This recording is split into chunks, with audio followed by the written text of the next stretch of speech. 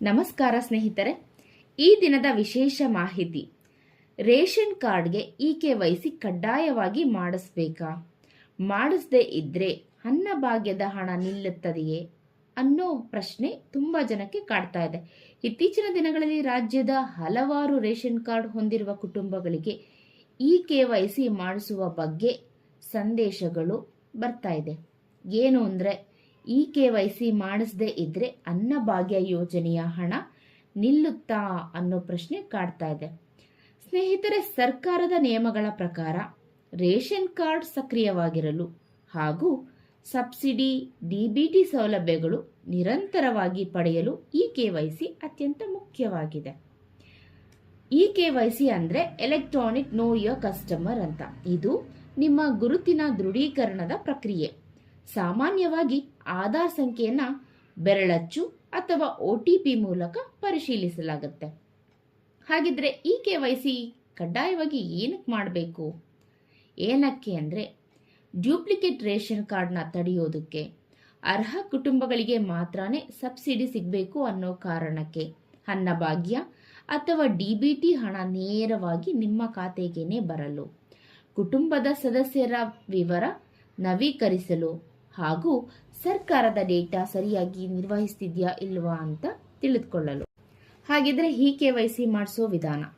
Ration ಅಂಗಡಿಯಲ್ಲಿ ನಿಮ್ಮ ration ಅಂಗಡಿಗೆ ಮೊದಲು ಭೇಟಿ ಮಾಡಿ. ಅಲ್ಲಿ ಆಧಾರ್ ಕಾರ್ಡ್ ತೆಗೆದುಕೊಂಡು ಹೋಗಿರ್ರಿ. ಬೆರಳಚ್ಚು ಮೂಲಕ ಪರಿಶೀಲನೆ ಮಾಡಿಸಿ. ಎಲ್ಲ ಸದಸ್ಯರಿಗೂ ಪ್ರಕ್ರಿಯೆ ಪೂರ್ಣಗೊಳಿಸಿ. ಆನ್ಲೈನ್ ಮೂಲಕ ಕೂಡ ನೀವು ಈ ಪ್ರಕ್ರಿಯೆಯನ್ನು ಪೂರ್ಣಗೊಳಿಸಬಹುದು. ರಾಜ್ಯ ಆಹಾರ ಇಲಾಖೆಯ ಅಧಿಕೃತ ವೆಬ್ಸೈಟ್ನ ಭೇಟಿ ಮಾಡಿ. ಅಲ್ಲಿ ಆಧಾರ್ OTP ಮೂಲಕ ಲಾಗಿನ್ ಮಾಡಿ. ಮೊದಲು ವಿವರವನ್ನು ಪರಿಶೀಲಿಸಿ ಸಬ್ಮಿಟ್ ಮಾಡಿ. KYC ಮಾಡಿಸದೇ ಇದ್ರೆ ಏನಾಗತ್ತೆ?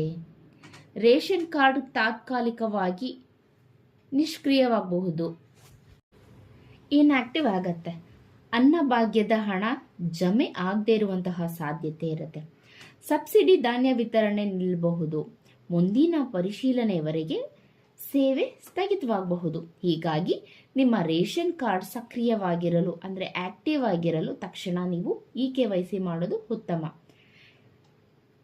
ಹಾಗೆ ಕುಟುಂಬದ ಪ್ರತಿಯೊಬ್ಬ ಸದಸ್ಯರಿಗೂ KYC ಅಗತ್ಯವಾಗಿ ಮಾಡಿಸಲೇಬೇಕು. ಆಧಾರ್ನಲ್ಲಿ ಇರುವ ಹೆಸರು ಹಾಗೂ ರೇಷನ್ ಕಾರ್ಡ್ ಹೆಸರು ಒಂದೇ ಇರಬೇಕು. ಮೊಬೈಲ್ ನಂಬರ್ಗೆ ಆಧಾರ್ ಲಿಂಕ್ ಆಗಿರಬೇಕು. ತಪ್ಪು ಮಾಹಿತಿ ಏನಾದರೂ ನೀವು ನೀಡಿದರೆ ಕಾನೂನು ಕ್ರಮ ಇಲ್ಲಿ ಕೈಗೊಳ್ತಾರೆ. ಹಾಗೆ ರೇಷನ್ ಕಾರ್ಡ್ ಮತ್ತು ಅನ್ನಭಾಗ್ಯ ಯೋಜನೆಗಳು ಲಕ್ಷಾಂತರ ಕುಟುಂಬಗಳಿಗೆ ಸಹಾಯ ಮಾಡ್ತಾ ಇದೆ.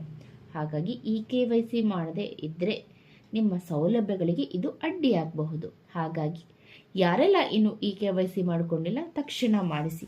ಸ್ನೇಹಿತರೆ, ಇವತ್ತಿನ ಮಾಹಿತಿ ನಿಮಗೆ ಉಪಯುಕ್ತವಾಗಿದೆ ಅಂತ ಭಾವಿಸ್ತೀನಿ. ಎಲ್ಲರಿಗೂ ಧನ್ಯವಾದಗಳು.